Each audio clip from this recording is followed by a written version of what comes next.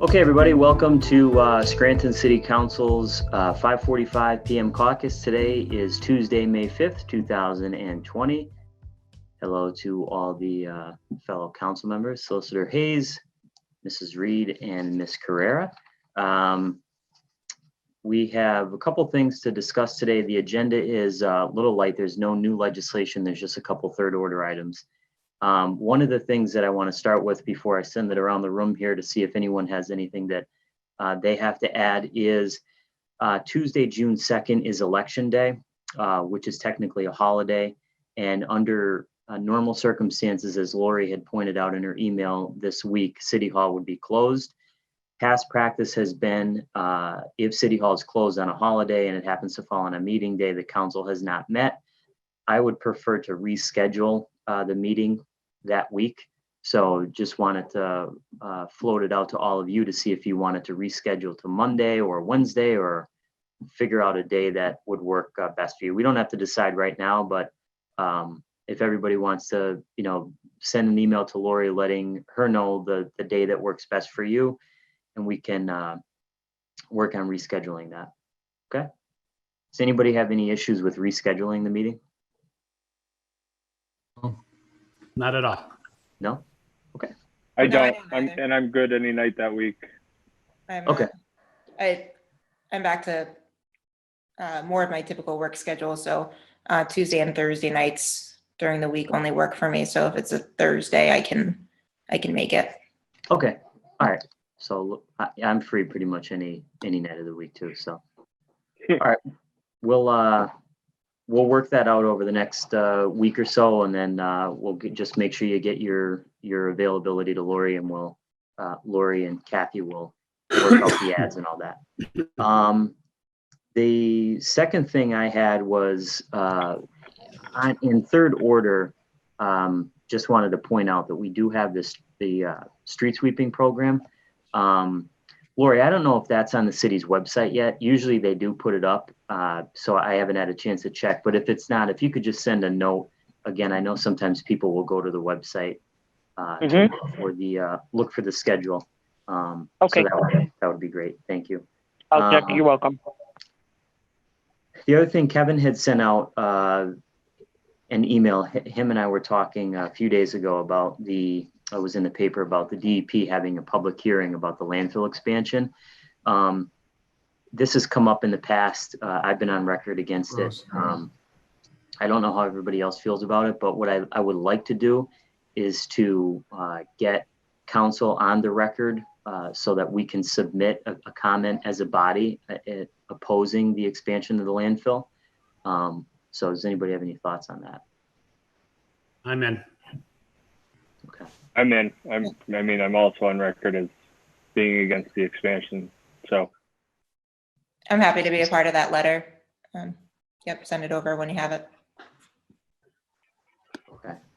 I'll make a motion tonight then to have Kevin draft a letter, and then we'll sign that and we'll get that out. Is that good, Kevin? Yeah, sounds good. I'll get it to you this week. Okay, great. The other thing I wanted to bring up. Bill. Sure, sorry. Bill, sorry. Should we just wait till we have the letter and then Yeah, put that's it good. on If you want our to. agenda as a resolution and just do it that way? Okay, I'll get it to you by Thursday. Then that way it could be part of next week's agenda. We could do a resolution. Okay, Lori, would that work for you Thursday? I think Wednesday's your cutoff, isn't it? Well, Wednesday's the cutoff, but certainly we accommodate the council and we can add that on Thursday. We post on Friday. However, I just have a question. Maybe I can discuss that with the solicitor. The form, I would think it would be attached to the agenda as a third order item rather than an official resolution. Maybe Kevin and I can discuss that. Okay. Okay, yeah, we'll work out. That would involve drafting. Yeah, that would involve drafting legislation. And I think if we have it, we can just put it on in third order. Okay. Yeah, what they're looking for is it says they're accepting public comment. So I guess if we have a letter from all 5 members of council, that would. Yeah. So, Bill, we could probably just do it. Just wait to make the motion until next week when we have the letter. That's You fine, know what I yeah. mean? And then we'll just vote on it, like, just as a motion that way to send it out. Yeah, that makes sense. That's good. So everyone That's can look at usually the what we did in the past, I believe. Okay, You know, so. that works. And then everybody will get a look at the draft, and if everybody's good with it, and then we'll do that next week. And then we'll have the official draft of the letter into, you know, in the record then too. Okay, Okay. that works. While we're on the topic of submitting a comment as a body, something else I'd like everyone to consider. I read the news that Pennsylvania American Water is proposing an increase, and they have to go in front of the PUC. The increase to me is astronomical. I don't know what effect, if any, what effect, if any, it would have if council would submit something to the PUC, or how that process works. Kevin, maybe you could look into that to see if they are going to accept public comment and all. But, you know, in light of the sale of the sewer authority, yeah, I was under the assumption, and the way that it was proposed to the public and the council was that we were supposed to see savings, and you know, we weren't supposed to see these huge rate increases. So, you know, when I read that in the newspaper and saw the announcement, I was kind of, you know, dismayed. It's they're seeking to raise water and sewer rates $341 on average per customer over the next 2 years, and especially in light of, you know, the current pandemic, to make that announcement, I think is just outrageous at this point.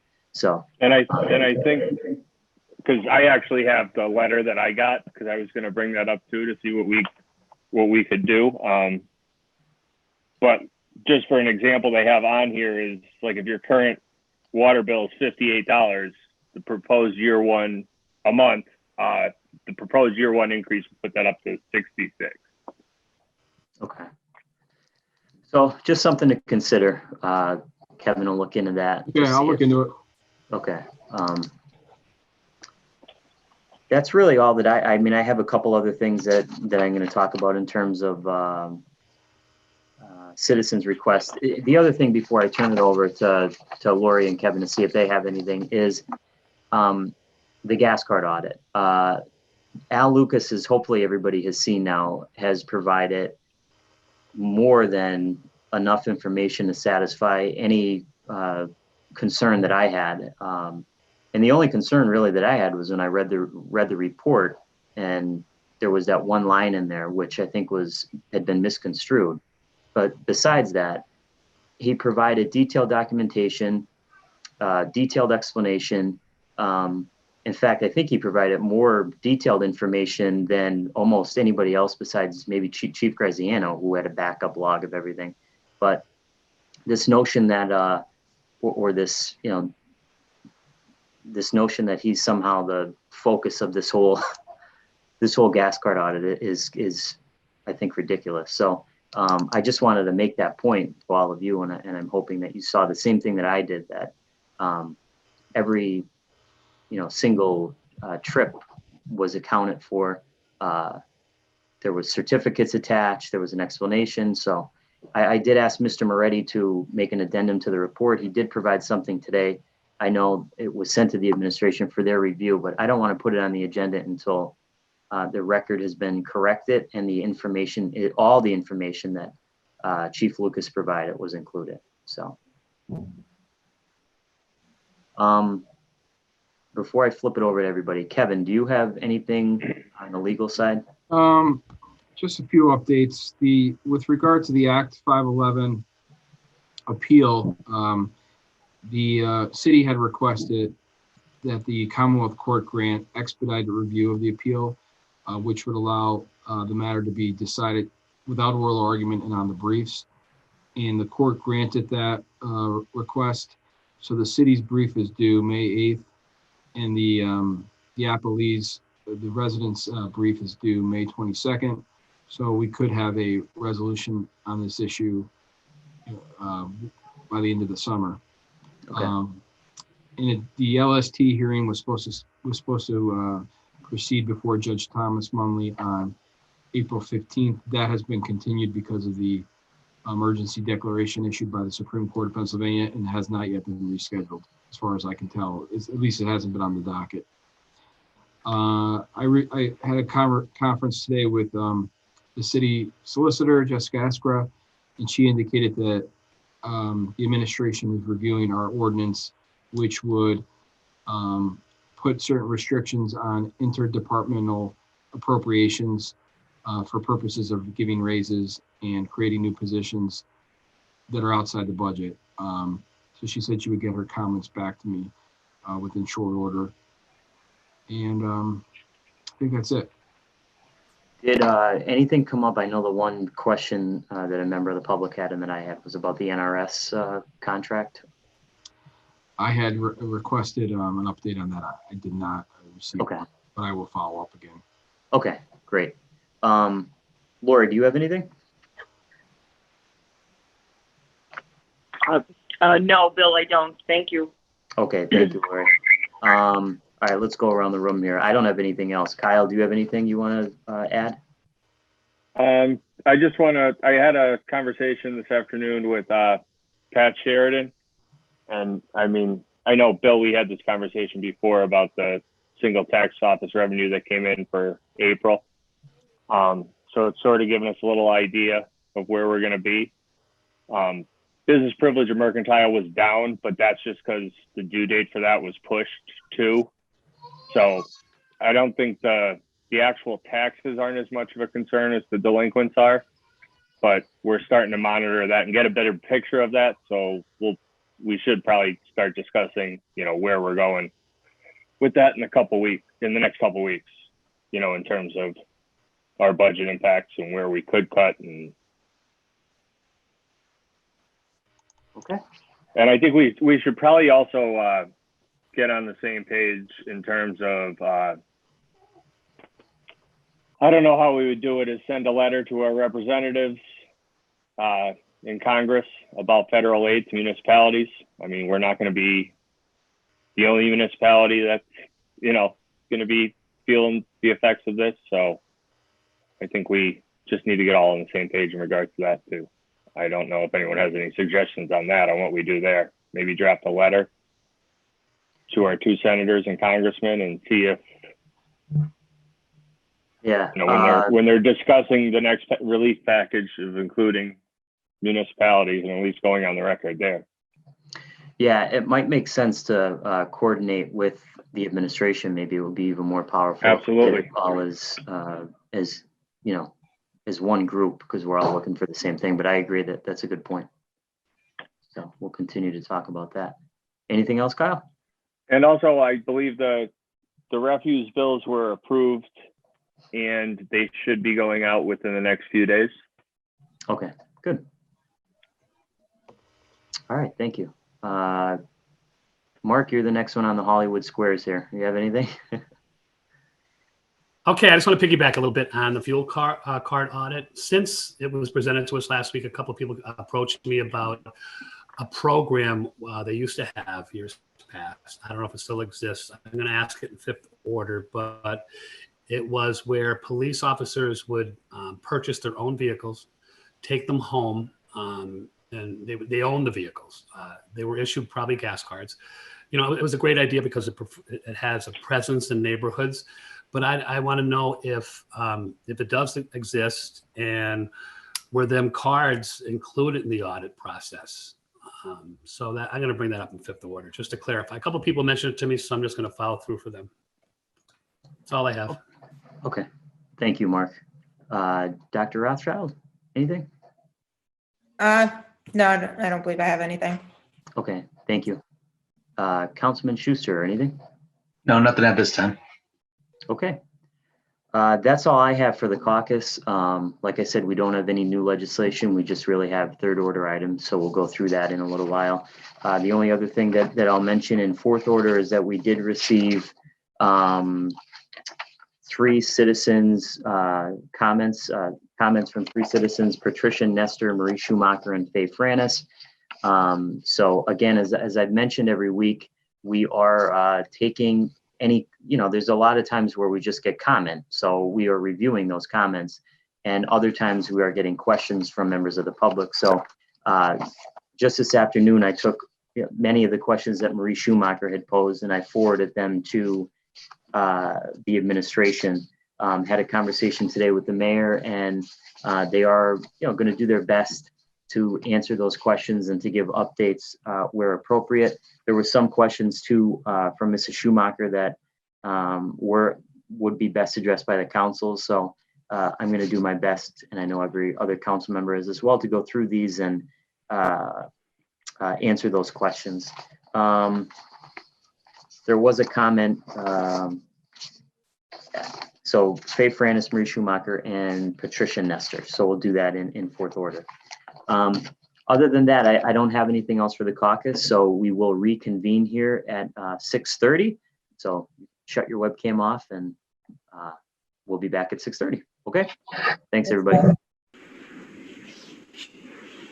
Okay, I'd like to call this public meeting to order. Would everyone please stand for the Pledge of Allegiance?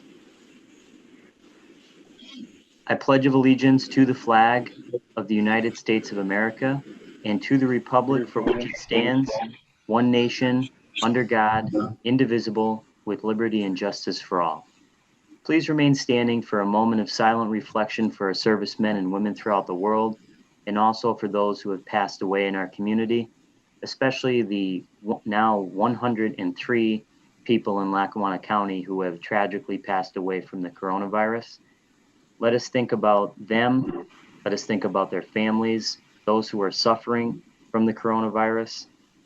Let us think now about the doctors, the nurses, the researchers, and all medical professionals and first responders who seek to heal and help those affected and who put themselves at risk in the process. May they find protection and peace. Whether we are at home or abroad, surrounded by many people suffering from this illness or only a few, let us stick together, endure together, mourn together, persist together, and prepare together. In place of our anxiety, let us continue to hope and find peace.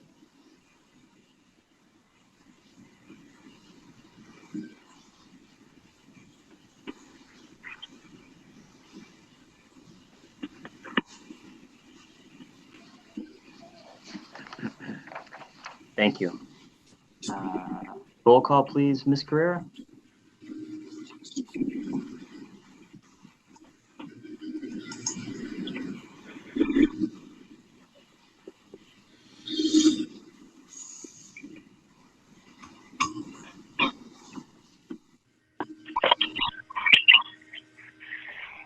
Should I call roll, Councilman Gaughan? Yes. I don't know what happened, Ms. Carrera. I'm sorry. Okay. Mr. Schuster, Present. Mr. McAndrew, Present. Dr. Rothchild, Here. Mr. Donahue, Here. Mr. Gaughan. Here, thank you, Mrs. Reed. Mrs. Reed, please dispense with the reading of the minutes.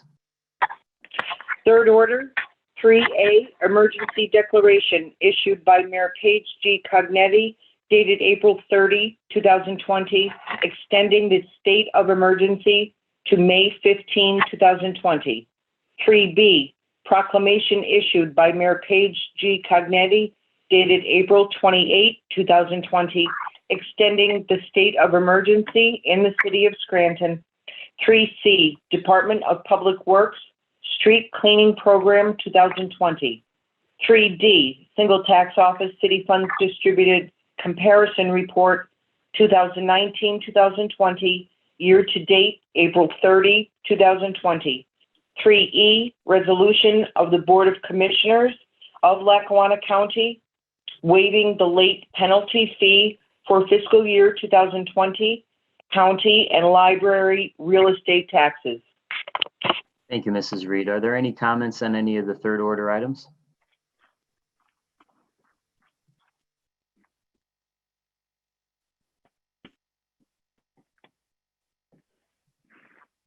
No comments?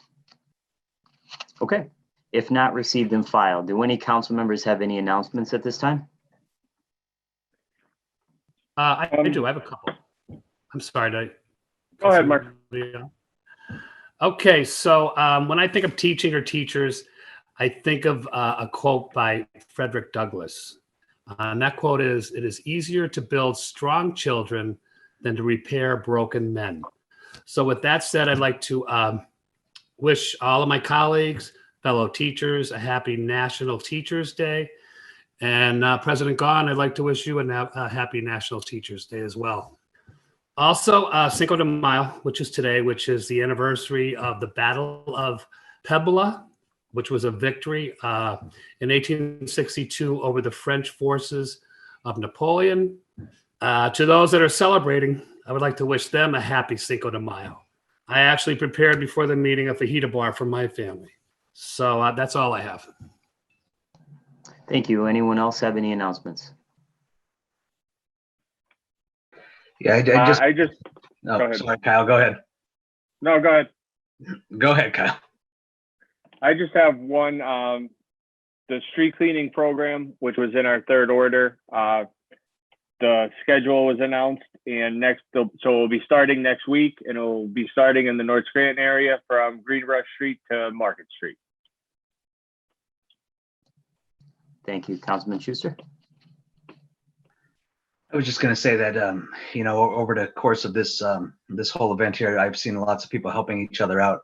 And one of the things that stuck in my mind this week was I saw that EJ the DJ did a fundraiser on Friday to help the Francis Assisi Food Kitchen and the United Neighborhood Centers, just to say good job and good job to everyone else out there that's also doing similar events. I know there's a lot of people doing good things for their neighbors, so everybody stick together and continue. Thank you. Yeah, I agree. Dr. Rothchild, any announcements? No announcements. Thank you. Okay, thank you. I just have a few. The first, the Scranton Municipal Recreation Authority will be sponsoring another free lunch at Naog Park. It will take place on Saturday, May 16th, 2020 at 1 p.m. The Municipal Recreation Authority will serve until 300 lunches have been distributed. This is a takeout event. Lunches will be distributed at the maintenance building across from the pool. The menu will be hamburgers, hot dogs, chips, cookies, and a drink. Representative Marty Flynn will also provide pizza vouchers for the event while supplies last. Everyone is welcome to attend this free event. As I mentioned every week now, since we've been conducting our meetings through Zoom, if anyone would like to comment on agenda items or city business, please send those comments in writing to our city clerk, Lori Reed, by emailing lreed@scrantonpa.gov. Council will accept public comment until the day of our meeting, Tuesday at 4:30 p.m. Public comment is reviewed by the council prior to our meeting and is placed on the official record and in the minutes of our meetings. Council's agenda is being posted for public review the Friday before our Tuesday meeting. Our agenda and minutes can be accessed by going to www.scrantonpa.gov and clicking on the city council page. And that's all I have. Hey, so I actually, I'm sorry, I had one thing to add that I'd forgotten. Don't mind. So the Southside Farmers Market, they have opened back up, but not in the same way, in the same capacity. They are doing drive up and pre-orders. So if you'd like to get something from the vendors that are at the farmers market, you can find the Southside Farmers Market on their Facebook and find out more information about it. They are doing it on Saturday. So this Saturday, May 9th, they'll be open for orders, and then you can just come up with your car and they'll bring your orders out to you. And it's a great way to support our local farmers who are undoubtedly also having a difficult time right now. Okay, great. Thank you so much. Mrs. Reed, fourth order, please.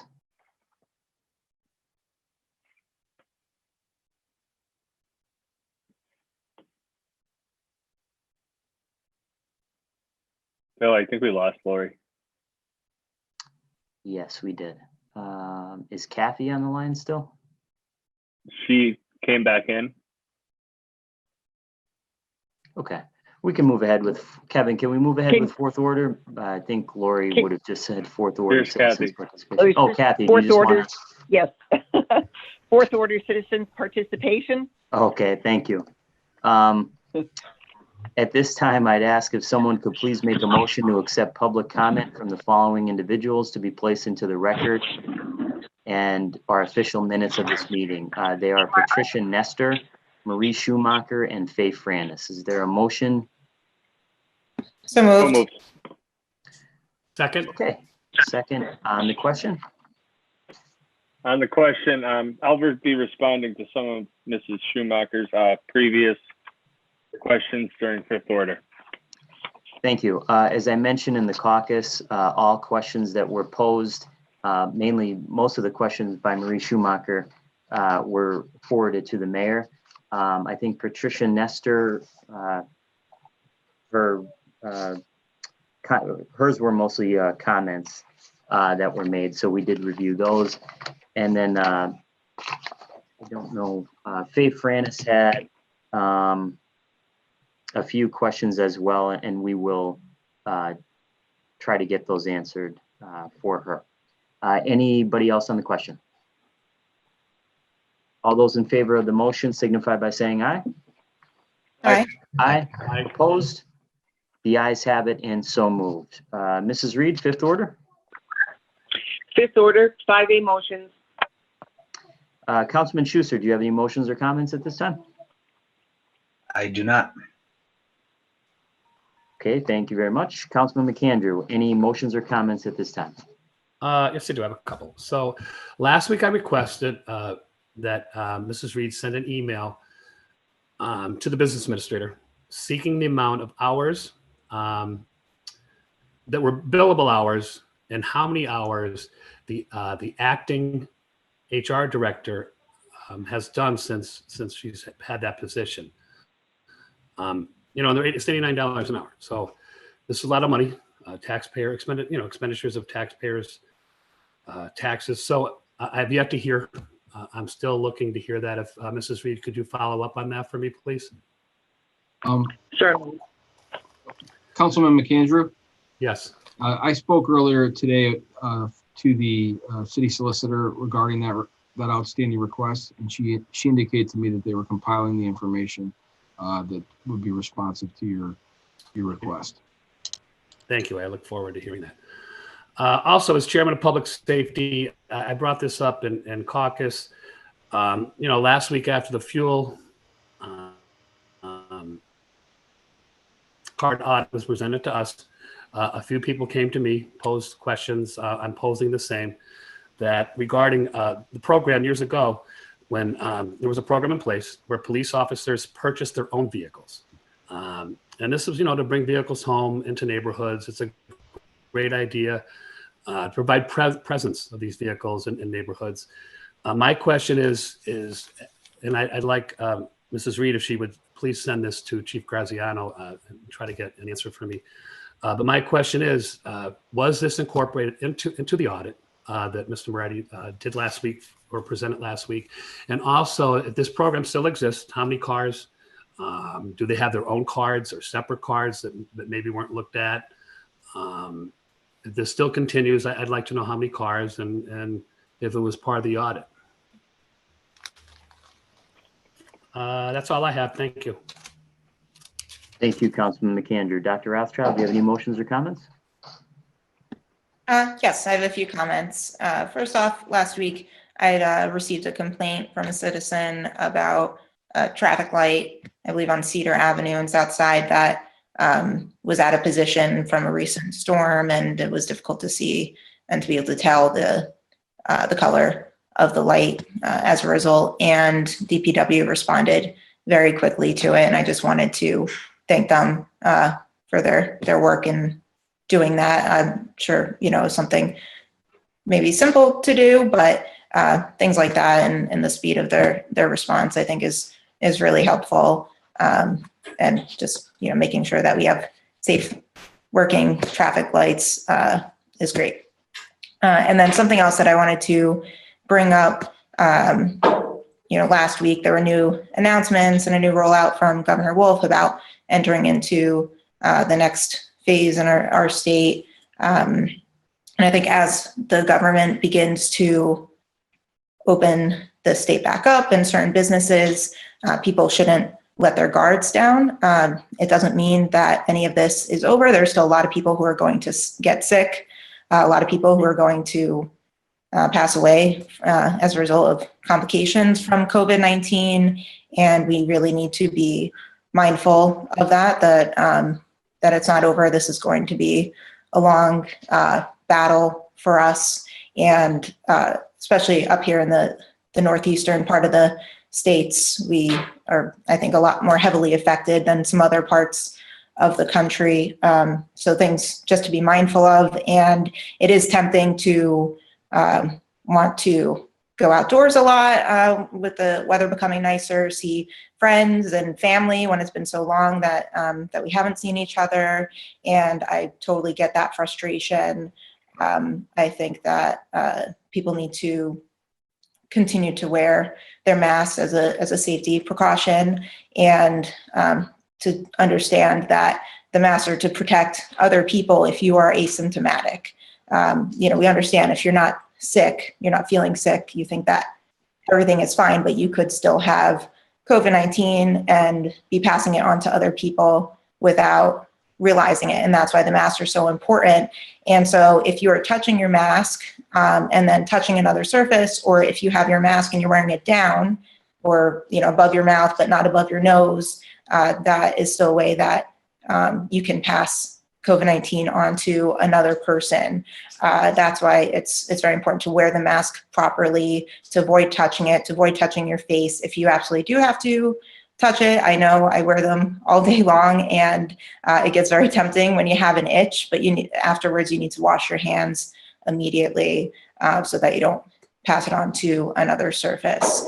And I did go on a hike over the weekend somewhere that is normally not busy, somewhere that we can bring our dogs. And we brought masks just in case. And as we were driving up, we realized that there was just this incredible line of cars.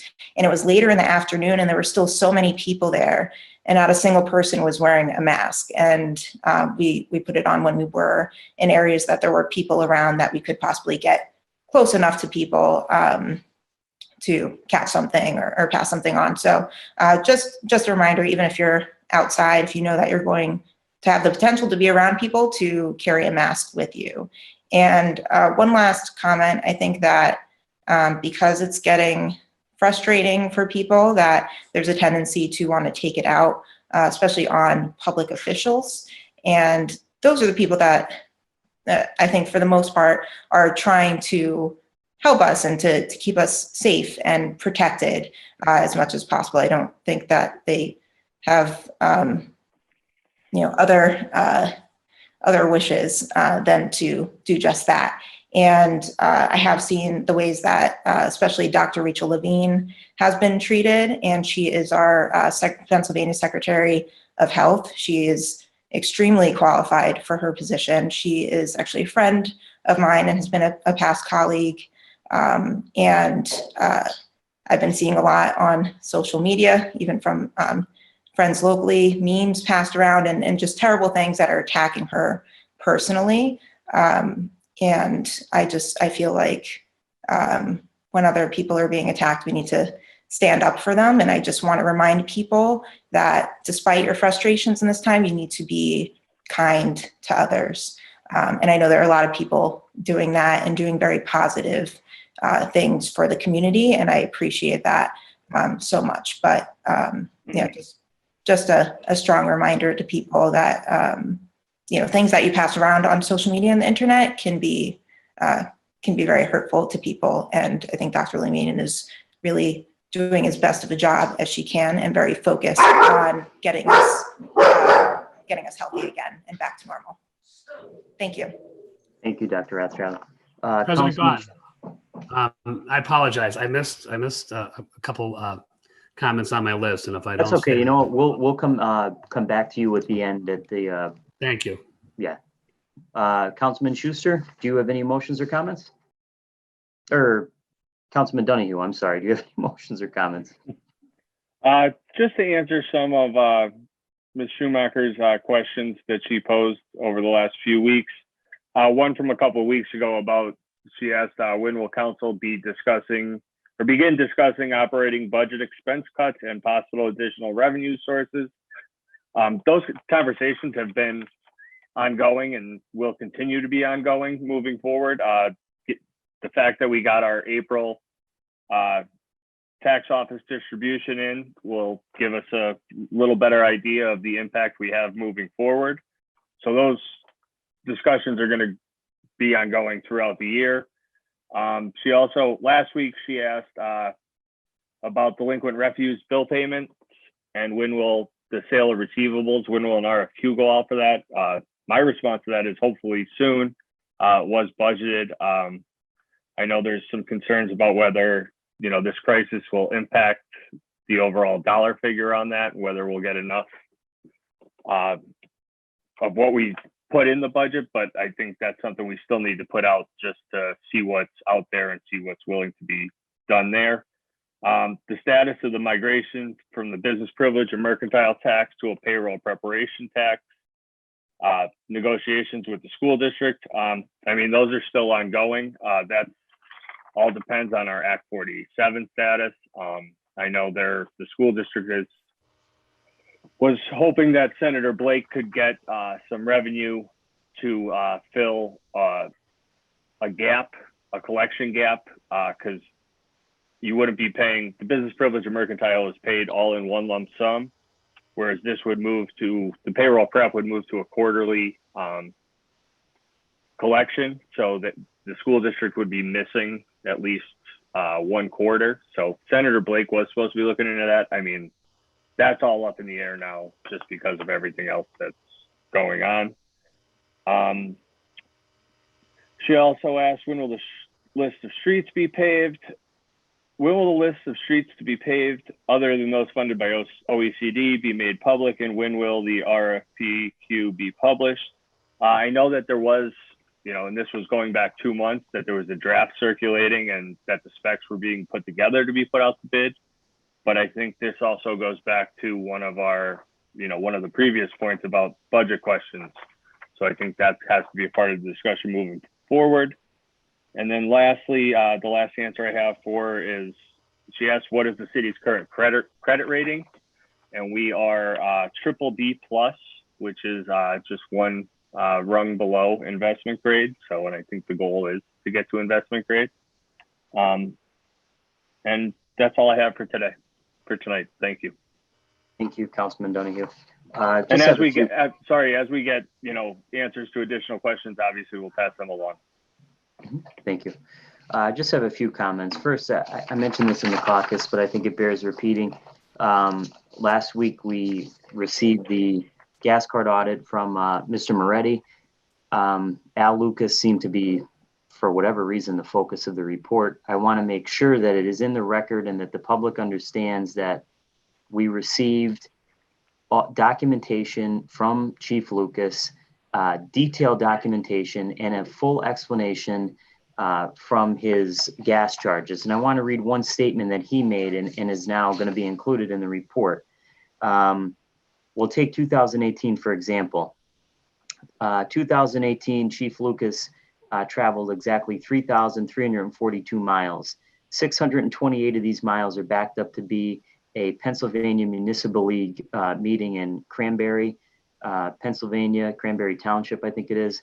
104 miles are attributed in Nesquehoning to some sort of training. That leaves 2,610 miles of driving for the year. If you remove those 2 trips, that equals 50 miles a week for city business. The total gas usage for the year 2018, including the 2 trips, is 17.65 miles per gallon, an average consistent with the 2016 Ford Escape. Chief Lucas lives roughly 5.6 miles round trip from headquarters. Doing the math, he would have driven 4.4 miles per day in town between the firehouses, responding to comm center calls, and other things throughout the year. Again, I'm not sure how he became the focus of the whole report, but I want to make sure that people understand that it's unfounded. I went through the documentation, as I know all of my colleagues did. I've had conversations with each one of them about this, I believe, in the past few days. The explanation and the documentation speak for itself.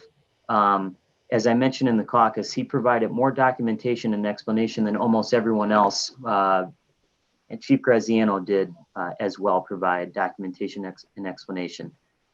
Chief Lucas is someone who has integrity and who has a backbone. And I want to reiterate, and I know my colleagues agree, because they've stated this on the record when we were voting for his appointment, that he is doing an absolutely phenomenal job as the fire chief in light of all of these different circumstances. So I hope that puts that issue to rest. The second thing that I want to mention, as I did in the caucus today, is that the State Department of Environmental Protection is moving into its final phase of reviews before it decides whether to approve Keystone Sanitary Landfill's proposed 42-year expansion plan. The DEP did announce, I believe last Thursday, that it began its technical review phase of the landfill's proposed phase 3 expansion earlier this month. The review includes a 60-day window for public comment that will close June 30th at 4 p.m. I had requested, and all of my colleagues agree, that we are going to, and Solicitor Hayes is going to draft comments, a letter for us that we're going to review prior to next week's meeting, and then we'll make a motion to send public comment. I just want to reiterate my concerns, many concerns about Keystone Landfill's expansion. And I want to reiterate my opposition. Over the past few years, since this issue has come to light and since KSL has decided to ask for an expansion, the people of our region, including the great job that the people of the Friends of Lackawanna have done, they've spoken loud and clear about this issue. They do not want the landfill to expand. They are concerned, as am I, about the impact that the landfill expansion will have on our health and environment. And we know now, during the pandemic that we're going through, that the public health is so important. I have to wonder, when I think about this issue, 50 years from now, what the future generation will think of a mountain of garbage that towers over our region, literally towers over our region, as high as the Empire State Building. Will this be a place where families want to buy a home and actually raise their families and raise their children? We have to ask ourselves what kind of world we want to live in, what kind of community we want to live in. We can either accept the way things are, or we can fight to change them. And I think that we should fight to change them. And I think that groups like Friends of Lackawanna, other people throughout our community, they've been speaking up. And it's time that the DEP take notice of this and do the right thing and deny this expansion. This is only going to hurt our region.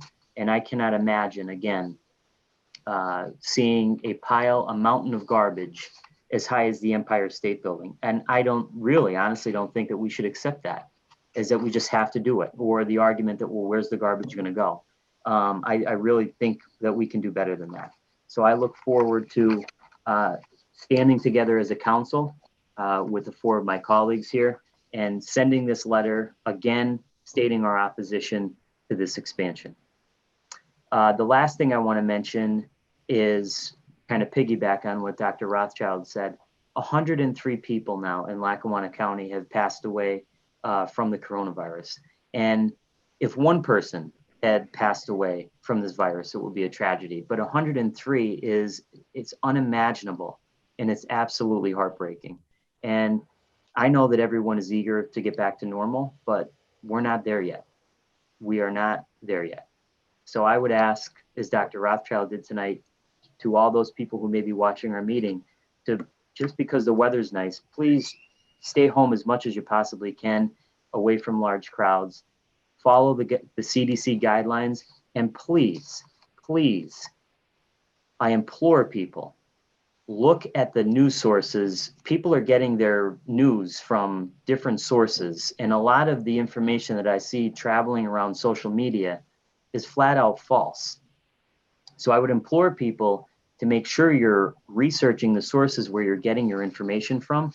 I think we need to make sure that they're reputable, so that people aren't taking the words of people who have no medical background at all, yet this information is being spread out like it's gospel.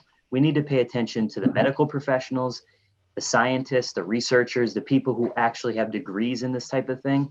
Otherwise, I think we're really going to find ourselves in continuing trouble over the next few months. And that is all I have. Mrs. Reed? Mark, Thompson, McAndrew. I know we're gonna get to Mark in 8th order right before we adjourn. Sorry, I didn't forget you, Mark. That's okay. Mrs. Reed? 5B, no business at this time. Sixth order, 6A, no business at this time. Seventh order, 7A, no business at this time. Okay, Councilman McAndrew? All right, I apologize. I missed a comment that was on my list here, and Oh, that's I okay. don't want to get in trouble in my house, so please let me read it. Also, this Sunday being Mother's Day, I would like to wish all mothers, soon-to-be mothers, grandmothers, single fathers that act as mothers in their capacity, a very happy Mother's Day. This will be a tough one for most because of the stay-home initiative we're all talking about that we have to observe, and it's going to be tough not seeing mothers and grandmothers. But hang in there, guys. Father's Day is right around the corner. That's all I have. Thank you. Councilman McAndrew, thank you for, not that I forgot about Mother's Day because I didn't, but I too want to, it is very difficult during this pandemic when, we haven't seen our families in a while. So I want to wish my mother a happy Mother's Day as well. And my wife, who is, as you guys know, is 9 months pregnant, and I think she's still in the room, so she didn't have the baby yet, but any day now. So thanks, Mark. Anybody else? Okay, if there's no further business, I'll entertain a motion to adjourn. Motion to adjourn. This meeting is adjourned. Thank you. Stay safe, everyone. Bye-bye. Good night, guys. Bye. Okay. All right.